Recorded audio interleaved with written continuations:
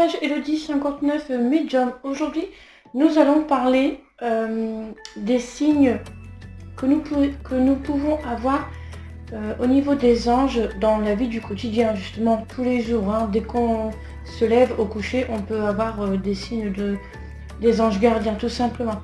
Je vais vous énumérer plusieurs signes, en tout cas, qu'on peut avoir des anges spirituels, ainsi que des guides, en tout cas. Ici, premièrement, les anges vont se manifester différemment avec surtout le signe des plumes sur votre chemin. Souvent, nous allons avoir une plume blanche, en tout cas. C'est vraiment pour vous dire qui sont là, en fait, tout près de vous. Sachez aussi que quand vous trouvez une plume blanche, ce qui est bien, c'est de la ramasser, en tout cas, et de dire merci. Merci à l'univers, tout simplement. Parce qu'ils sont proches de vous. Et ça veut dire aussi qu'ils vous protègent, tout simplement. Donc nous allons avoir le signe des plumes, mais aussi le signe des papillons. Les papillons, comment dire, au niveau des papillons, vous allez en voir, surtout, on ne sait pas le moment, c'est sûr, mais vous allez voir, surtout, c'est des papillons qui sont blancs en tout cas. Vous pouvez très bien avoir un papillon qui va venir sur votre épaule et vous allez vous demander qu'est-ce qui se passe en tout cas, tout simplement. Il y a le signe des papillons. Vous pouvez voir très bien un papillon passer devant vous. Sachez que ça, c'est pareil, c'est un signe des anges. Il y a aussi, dans le domaine de la nature en tout cas, les coccinelles. Les coccinelles aussi sont des signes des anges, bien entendu, ainsi que les oiseaux d'ailleurs, qui sont porteurs de messages de nos anges gardiens et de nos guides spirituels, qui est de bon augure en général, pas d'inquiétude. Ici, on a aussi au niveau des signes, tout ce qui est, par exemple, vous êtes dans la rue, tout ça, d'un seul coup, vous baissez la tête, vous trouvez une pièce de monnaie. Alors souvent, les anges gardiens ou les guides spirituels vont vous faire trouver une pièce de 1 centime, 2 centimes, ça peut être 10 centimes, mais c'est rare. Souvent, c'est 1 centime et 2 centimes, tout simplement. Ce qu'il faut faire déjà quand vous trouvez une pièce, sincèrement, ramassez-la. C'est pas parce que c'est 1 centime que déjà c'est symbolique, oui. Mais quand vous la trouvez, déjà, la ramassez et dites merci. Ce qu'il faut faire aussi, c'est que quand vous la ramassez, vous regardez si c'est le côté pile ou face, d'accord? Parce qu'il va y avoir l'année dessus, il va y avoir son origine dessus. Donc, il y a toujours un signe et un rapport avec la pièce en question que vous allez trouver. Surtout bien la ramasser, même si c'est 1 centime ou 2 centimes, parce que c'est un signe de vos anges gardiens, en tout cas. Les significations des pièces sont sur internet, vous trouvez ça sans aucun souci, vous tapez signification de trouver une pièce de 1 centime par exemple. C'est pareil, apparemment on peut aussi trouver plusieurs pièces. Ça peut être, je sais pas, ça peut être, je sais pas, 1,50 € par exemple, j'ai 1,50 €, vous trouvez 3-4 pièces, ça fait 1,50 €. Et bien là c'est pareil, ce sont aussi des signes des anges, en tout cas il faut bien retenir 1,50 €, ça fait aussi 150 par exemple.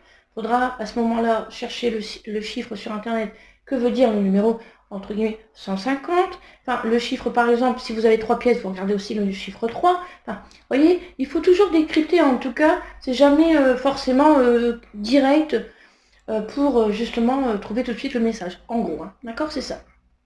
Mais quand vous trouvez une pièce, il faut toujours la ramasser, d'accord? Et bien dire merci. Et pour aussi vous apporter la chance, il faut l'apporter, cette pièce-là, soit dans votre portefeuille ou soit dans la poche gauche de votre pantalon. D'accord? Donc ça, ce sont d'autres signes. Ici, on a aussi les anges, surtout.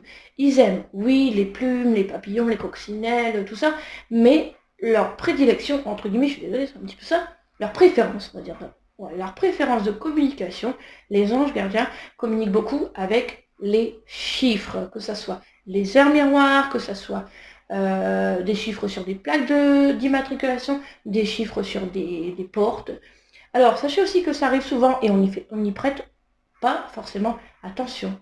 Quand on fait nos courses, vous allez payer la somme due et par exemple, vous allez payer 17 €. 17. Et ben voilà. Rien que ça, c'est un signe de votre ange qu'il est là près de vous, bah oui, vous faites vos courses, c'est un signe de présence de votre ange gardien et il faudra surtout regarder, parce que là c'est considéré aussi comme une heure miroir, vous pouvez regarder 17h17 pour l'heure miroir, mais vous pouvez aussi regarder le chiffre 17 sur internet, d'accord? Ça a une signification, pardon, en tout cas de vos anges gardiens, et vous verrez que ça aura un rapport avec par exemple ce que vous étiez en train de penser ou dans la situation où vous êtes, ce genre de choses, et c'est aussi des signes de soutien, tout simplement, d'accord? Hop. Qu'est-ce que j'allais dire aussi? Donc ça, il faut bien faire attention, c'est au niveau même de quand on fait ses courses, au niveau des tickets de caisse, rien que ça, c'est possible. Vous regardez l'heure sur le ticket de caisse, c'est écrit, je sais pas moi, 15h15. Ah bah tiens, une heure miroir. Pareil, tout ça, ce sont des signes en tout cas.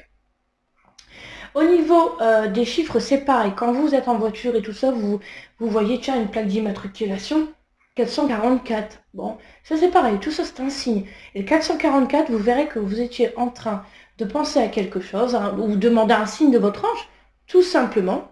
Et vous verrez que sur Internet, la signification aura un rapport avec ce que vous étiez en train de penser dans la journée, je vous dis votre situation, ou même c'est un signe de soutien en tout cas de vos anges gardiens, mais que ça soit 444, après ça peut être par exemple, je dis une bêtise, mais 303, ce genre de choses, 744 par exemple, pareil, tout ça ce sont des chiffres des anges, d'accord?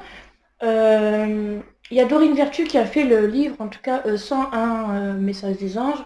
Ça, il est super, celui-là, en tout cas, parce que tout est expliqué dedans. Voilà. Alors, qu'est-ce que j'allais dire?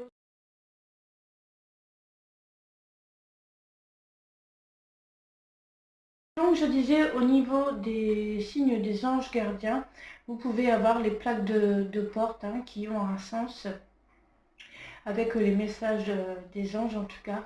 Au niveau des tickets de caisse aussi, les heures miroirs. Les heures miroirs, il faut vraiment y prêter attention parce que ça a toujours un rapport, en tout cas, avec ce que vous êtes en train de penser ou dans la journée, tout ça.